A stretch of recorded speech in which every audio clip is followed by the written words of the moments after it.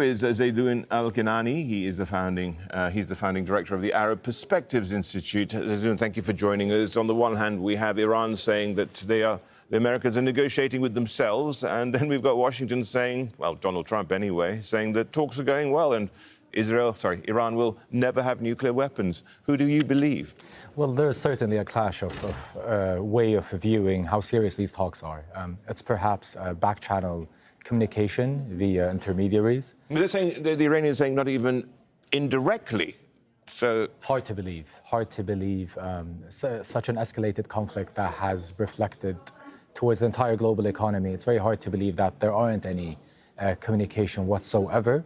It seems like the U.S. wants in one way or another, or President Trump, to be more precise, wants in one way or another to formalize and calm the market, calm some allies around the world, that there is some progress, but also simultaneously making it look like the U.S. is setting the conditions and the terms, and also perhaps putting an indirect expectation towards Iran that talks is possible to happen, and using the media, using these statements as a way to channel through some of these conditions, such as the 15-point plan, which isn't formalized yet officially, but it seems like they're using the media in order to send these messages to one another. Zeidon, I mean, the Iranians do need to stop this war, do they not? I mean, they may be projecting defiance, but ultimately they have been severely beaten up. The country's had taken so much damage. Plus, even before this conflict, the economy was in dire straits. Well, giving up or surrendering perhaps to some of the conditions or the proposals that were proposed by Trump, if those points were there prior to the assassination of Khamenei and prior to the U.S.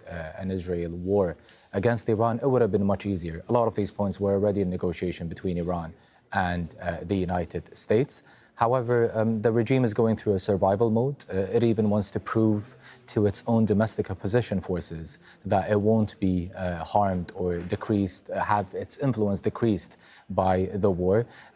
The war is heated to a level where whomever raises the white flag first would be seen as the symbolic defeated side of the conflict that has been going on for almost a month right now. But yes, the continuity of the war will make Iran much more weaker economically, politically, particularly if the sanctions were to continue, and extending and expanding the war to its own Gulf neighbors, who will be its permanent geographical neighbors for God knows how long, is definitely a political suicide for its regional relations and influence in the region. Zeidon, just hold that thought, because let's have a look at what's actually on the table here, because there are reports that the Trump administration's offered a 15-point ceasefire plan to Iran. John Hendren in Washington has more on that. President Donald Trump says the wheels of diplomacy are turning. Administration officials have been talking to reporters, and there are multiple reports that the U.S. has sent a 15-point plan for peace to Iran via emissaries in Pakistan. And we are told that Pakistan, Egypt, and Turkey have all been pressing for a meeting, a peace meeting between the U.S. and Iran in Islamabad within 48 hours. That was announced on Tuesday, so that would be Thursday. And as the U.S. administration is preparing for peace talks, it's also preparing for war. The U.S. is now sending 1,500 troops from the 82nd Airborne Division to the Middle East. That's in addition to 2,500 previously announced from the 31st Marine Expeditionary Unit. Why is that important? Because the 82nd Airborne specializes in paratroopers who drop to the ground and then seize territory. Trump was also asked about reports that the Crown Prince of Saudi Arabia, Mohammed bin Salman, has been urging him to continue the war.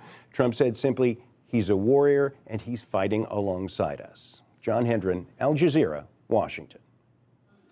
Well, Zeidon Alkinani is still with us. And Zeidon, I mean, there doesn't seem to be anything new in these 15 points. I mean, this is what they were talking about just as they started the bombing, really. Of course, yeah, nothing is new. The conversations about the nuclear, the conversations about the proxy influence network of Iran in the region, the conversations about the ballistic missiles. However, Iran might want to be more insistent and persistent in protecting its ballistic missile defense given that one of the major things it got back through those back channels or through the media statements is that it wants a much more stronger security guarantee to prevent the US or Israel to attack them in the future. In terms of the condition regarding the proxy network, everyone in the region, particularly Iraq and Lebanon and other countries in the region, knows that's a very vague point. How do you determine it? Who monitors it?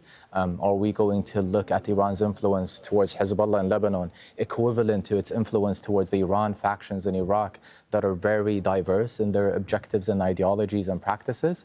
That's a very vague point of view. But yes, going back to looking at if those 15 points, what they meant before February 28th, there's certainly nothing new. And it seems like the time that is being bought by Trump around the Strait of Hormuz, knowing whether will Iran be able to continue its political leverage over it, or will the US and Trump be able to find a way where it sets the conditions about the fate of the Strait of Hormuz to be the key trigger. The ace in the pack for Iran, is it not? Of course, it's the key triggering point that will determine who will have more leverage in the future negotiations.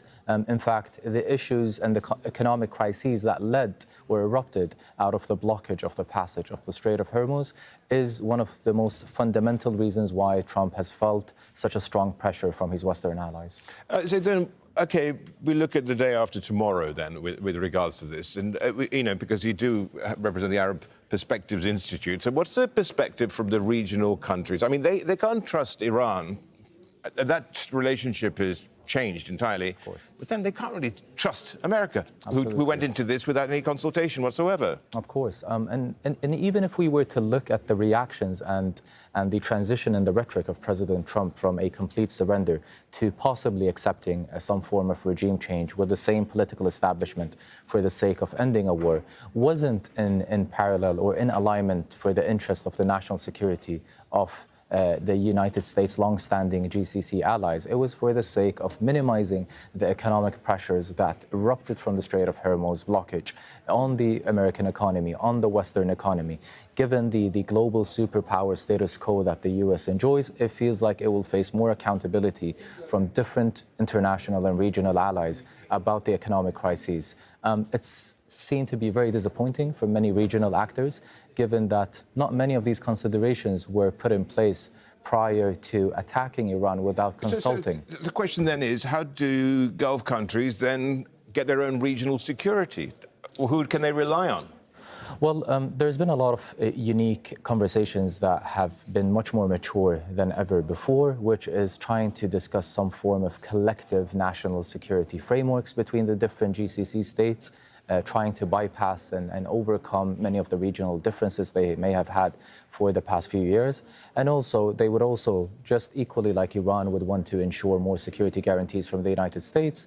Many of the GCC states would seek stronger security guarantees that would avoid such a thing to happen in the future from a regional actor such as Iran, but also to prevent the United States from leading the region into a war based on what aligns with the interest of Israel and ignoring what it would translate to the GCC countries. Zeidon, thank you so much. Zeidon Alkinani there from Georgetown University and also the founding director of the Arab Perspectives Institute.